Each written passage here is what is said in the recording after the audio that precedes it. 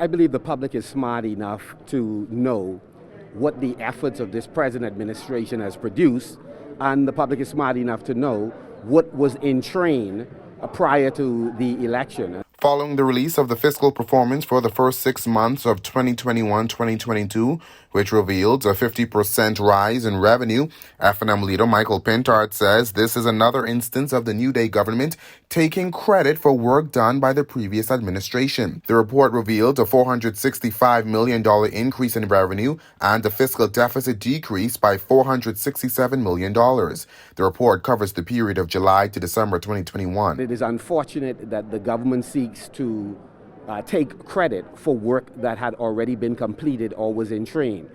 That governments are continuous, so we ought to be measured in what we say, to acknowledge what past administrations have contributed, and then of course to take credit for what you have put in place. It doesn't detract from your leadership, and you have 5 years ahead of you, so you have ample opportunities to do things from scratch and to get the credit for having done so. Addressing this week's press briefing, Economic Affairs Minister Michael Halkitis credited the increase in revenue to the rebounding of the economy and increase in stopover arrivals and hotel occupancy rates. Meanwhile, credit rating agency Moody's is calling the Davis administration's revenue growth expectations overly optimistic. It's a sentiment Pintard shares. It is overly optimistic given the fact that when you look at the means by which they say they will get there, we are unclear on what that is.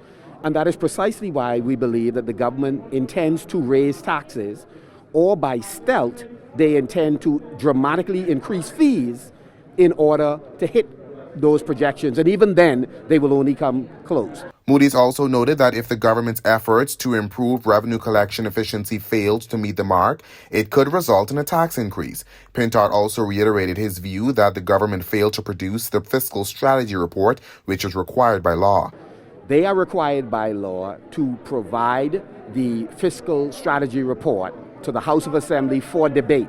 They have flatly indicated they have no intention to do so, that they will change the law. Reporting for the Guardian News Network, I'm Berthany McDermott.